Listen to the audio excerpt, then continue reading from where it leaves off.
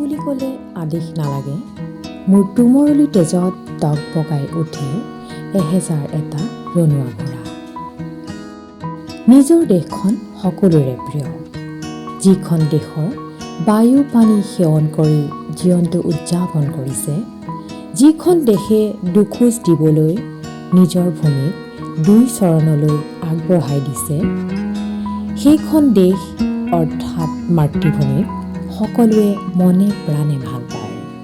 কোনোবাই মাতৃভূমিক ভাল পোৱাৰ প্ৰমাণ সময়ৰ বুকুত দীৰ্ঘদিনলৈ খোদিত কৰি যাবলৈ সক্ষম হয় আৰু আন কোনোৱে হয়তো সক্ষম নহয়। সকলোৱে নিজৰ হৃদয়ত অকৃত্ৰিম ভাল পোৱাৰে উপচাই ৰাখে আপোন মাতৃভূমিক। এই দেশৰ বাবে মই জীয়াই আছোঁ, এই দেশৰ বাবে মই জীয়াই থাকিবলৈ মৰণপণ কৰিছোঁ।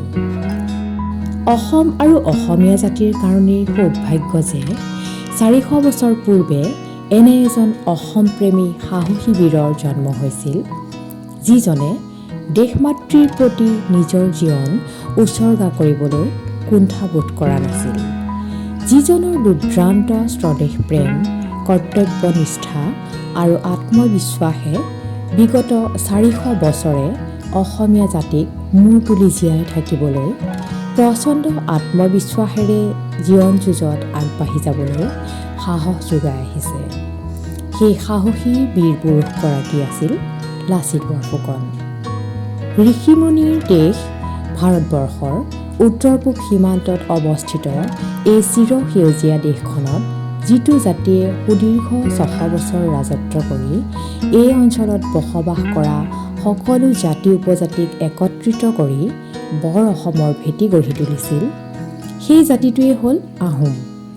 এই আহোম সাম্ৰাজ্যৰ এগৰাকী সাহসী দেশপ্ৰেমিক বীৰ যোদ্ধা তথা সেনাপতি আছিল লাচিত বৰফুকন। আজিৰ পৰা 4 শতিকাৰ পূৰ্বে অসমী আইৰ বুকুত জন্মগ্ৰহণ কৰা লাচিত বৰফুকনৰ গাত আছিল ৰজাঘৰীয়া তেজ। আহোমসকলৰ বিখ্যাত ফৈদ লান ভীমা বংশৰ লোক আছিল লাচিত। সুদূৰ পশ্চিম এৰি থৈ স্বৰ্ণপুৰী ৰাজ অন্তেশপুৰ, বিজয় সপোন দেখি আহিলোঁ যিদিনা, উজনি সোঁতত মেলি ভুটি অনুভূৰ। যি সময়ত সমগ্ৰ ভাৰতবৰ্ষই মোগলৰ অধীনত থাকিবলগীয়া হৈছিল, সেই সময়ত উত্তৰ পূব প্ৰান্তৰ সূৰ্য উঠা দেশখনত স্বাধীন পতাকা গৌৰৱেৰে উৰি আছিল। ইয়াৰ মূলতে আছিল আহোম স্বৰ্গদেউসকলৰ সাহস তথা সেনাপতি বীৰ লাচিতৰ দৰে ব্যক্তিৰ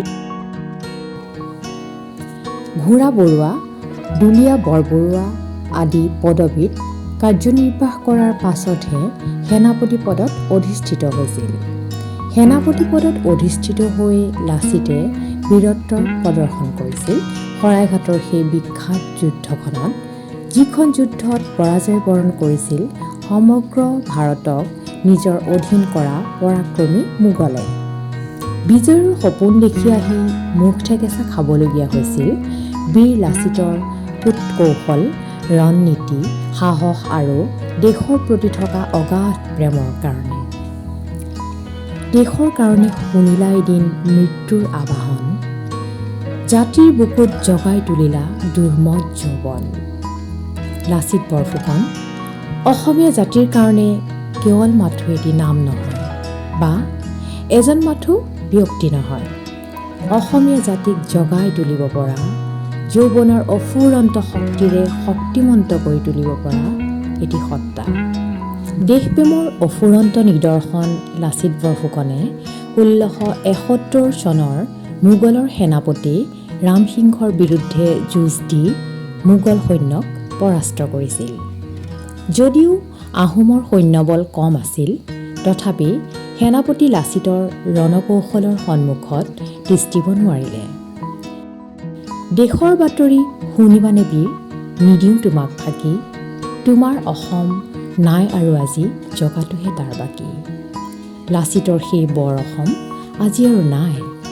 লাচিতৰ কৰ্তব্যনিষ্ঠা, দেশপ্ৰেম, বীৰত্ব আজি যেন অসমীয়াৰ গাত কম পৰিমাণেহে ৰৈছেগৈ। কিন্তু আমি আগুৱাই যাবই লাগিব লাচিতৰ আদৰ্শৰে। একে ৰাতিতে গড় বান্ধি শত্ৰুক ভেটা দিয়া লাচিতৰ কৰ্তব্যনিষ্ঠাৰে। বুকুত ৰাখিব লাগিব লাচিতৰ দৰে অফুৰন্ত দেশপ্ৰেমক। সক্ৰিয়তা, নিজস্ব বৈশিষ্ট্য অটুট ৰাখি আগবাঢ়িব লাগিব বিশ্বৰ আগত বিজয়ী বীৰৰ দৰে।